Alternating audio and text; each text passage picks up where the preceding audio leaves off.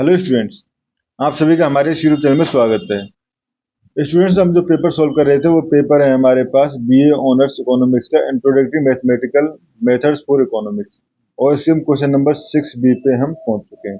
Question number 6 B है हमारे पास 3p minus four upon p plus two greater then p four minus p के लिए p की values निकालनी है, ठीक है, या रेंज निकालनी है जिसमें ये कंडीशन सेटिस्फाई हो। ठीक है, तो इस क्वेश्चन को सॉल्व करना चालू करते हैं। अगर हम देखें क्वेश्चन को, तो क्वेश्चन के बने हमारे पास 3p minus four upon p plus two greater then four minus p। ठीक है, तो इसमें देखो यहाँ से पहले हम इसका एलसीएम इधर ले लेते हैं। तो 3p minus four and upon p plus to minus four minus p greater than zero implies LCM ले लें तो 3p minus p and p plus two upon p plus two greater than zero. ठीक है, इसको मैं ऊपर multiply वाली term को खोल दूँ तो 3p माइनस फोर माइनस, देखो ये हो जाएगा हमारे पास माइनस p स्क्वायर, इसका इधर करेंगे तो ये हो जाएगा हमारे पास प्लस 8p एंड हमारे पास four basically four into P, 4p and minus 2p plus 2p। ठीक है, तो upon p plus two greater than zero, या यहाँ से हम लिख सकते हैं इसको p स्क्वायर प्लस यहाँ से और यहाँ से p। ठीक है, एंड यहाँ से आ जाएगा हमारे पास 8 है ना, ये 8 ये minus 12 upon p plus to. ठीक है, ग्रेटर देन जीरो, या यहाँ से हम कह सकते हैं इसको p plus four p minus three, इसके फैक्टर अगर देखें तो ये हो जाएगा and p plus two greater than zero. ठीक है स्टूडेंट, अब देखो यहाँ से हमारे पास कुछ केसेस बनेंगे। ठीक है, तो first if p plus two greater than zero, तो उस कंडीशन में p will be greater than minus to. ठीक है, अब देखो ये टर्म जो है वो पॉजिटिव होगी अगर p plus four and p minus three दोनों ही ग्रेटर देन जीरो। ठीक है, तो इसको आप ये लिख लीजिए p plus four greater than zero and p minus three greater than zero. ठीक है, यानी कि p greater than minus four हो and p greater than three हो। ठीक है, p greater than minus four हो and p greater than three हो।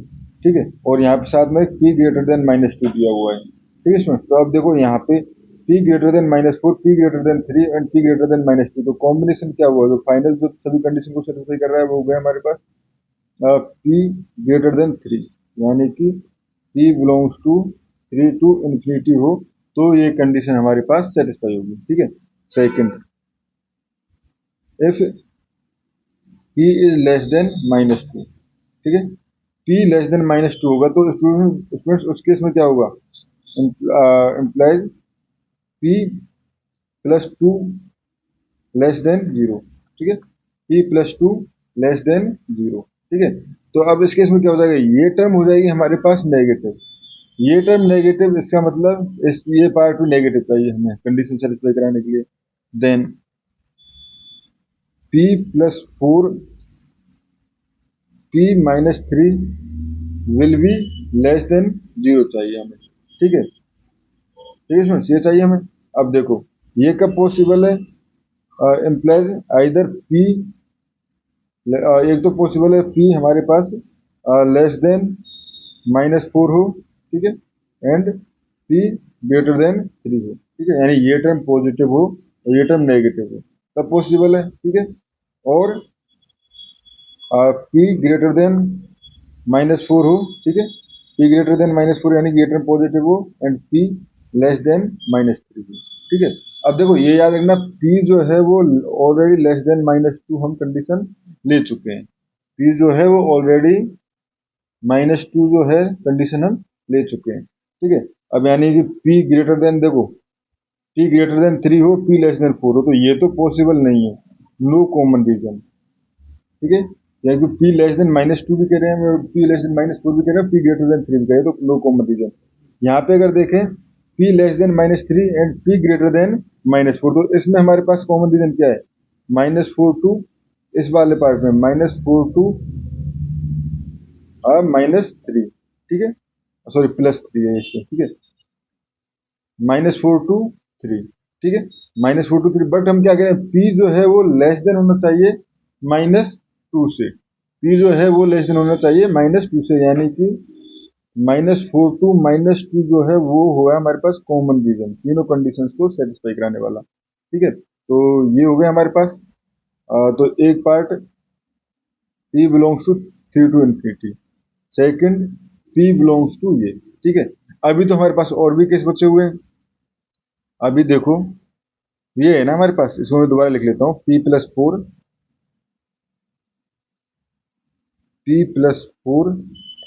एंड P-3 अपॉन P+2, ठीक है। अब हमने ये वाला केस ले लिया P+2 के साथ वाला।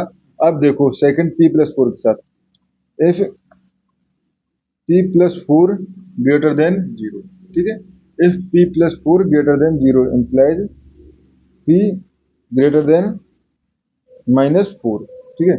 अगर P ग्रेटर देन -4 है उस केस में ये टर्म अगर ग्रेटर देन 0 होगी, कब होगी?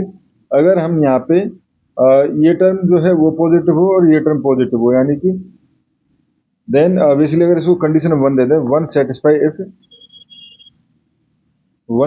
If P-3 greater than 0 and P+2 greater than 0 implies P greater than 3, ठीक है, and P greater than -2, ठीक है, and P greater than -4 हो। अब बेसिक तीनों कंडीशन आ चुकी है ना हमारे पास, ठीक है, तीनों कंडीशन आ चुकी है हमारे पास। तो यहाँ से और यहाँ से और यहाँ से, ठीक है, तो यहाँ से हो जाएगा हमारे पास, अगर देखें P greater then -4, P greater than 3 and P greater then -2, तो इससे कॉम्बिनेशन तो यही करा है कि P ग्रेटर देन 3 चाहिए, यानी 3 टू इन्फिनिटी, जो ऑलरेडी हम निकाल चुके हैं, ठीक है। Now if P is less than -4, ठीक है, P इज लेस देन -4, तो उस केस में देखो, उस केस में हमारे पास क्या चाहिए? एक टर्म पॉजिटिव चाहिए, एक टर्म नेगेटिव, ठीक है, इसमें से एक टर्म पॉजिटिव चाहिए, एक term negative. Then one satisfied if P-3 less than 0 and P+2 greater than 0, और ठीक है, P-3 greater than 0, P+2 less than 0, ठीक है। अब देखो इस वाले पार्ट से, फर्स्ट वाले पार्ट से, यहाँ से इस वाले पार्ट से अगर हम करें, तो यहाँ से हमारे पास इम्प्लाइज P जो 4 फर्स्ट, ये हो जाएगा हमारे पास P is less then -3, P is greater than -2, ठीक है, P इज ग्रेटर देन -2 यहाँ से और यहाँ से, ठीक है। और हमारे पास एक तो हमारे पास यही P लेस देन -4 है ही, ठीक है। अब देखो P लेस देन -4 भी कह रहे हो, P ग्रेटर देन -2, एक बड़े नंबर से हम कह रहे हैं, यानी no common region, no common region, ठीक है। नाउ ठीक है, ये हो गया। नाउ सेकंड, अगर P-3 greater than 0 and P+2 less than 0, ठीक है, and P is less than -4, ठीक है।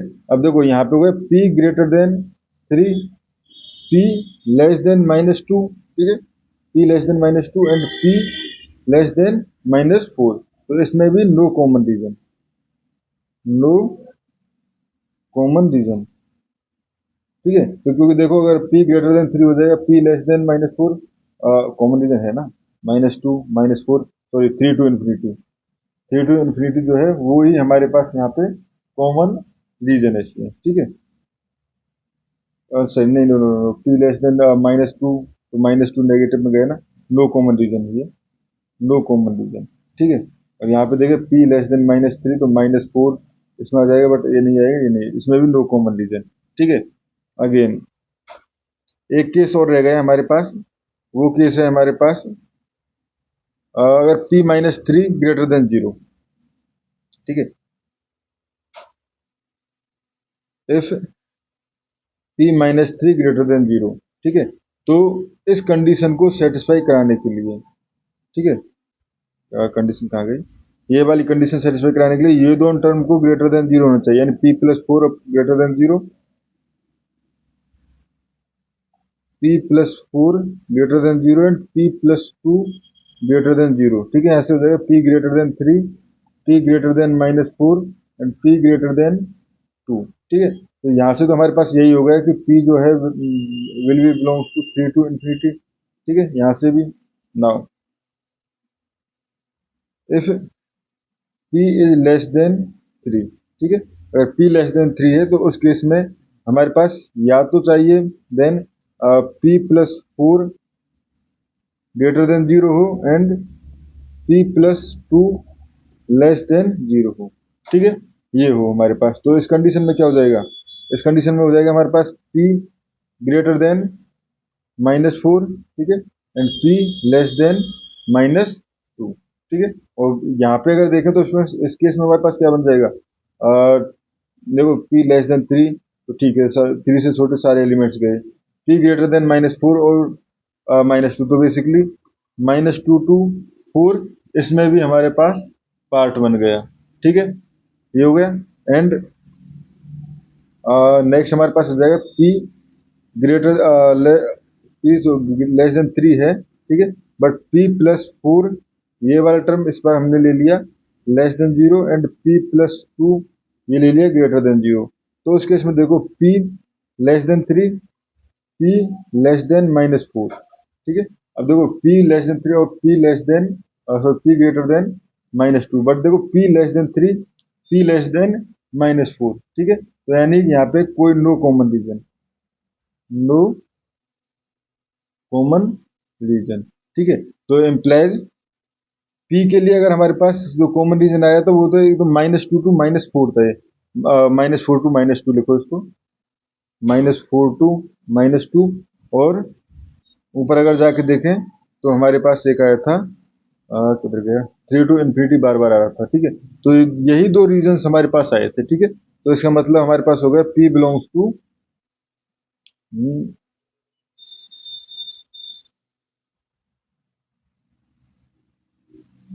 To minus four to minus two union three to infinity. ठीक है स्टूडेंट्स, ये हमारे पास इस क्वेश्चन का आंसर है। Thank you students.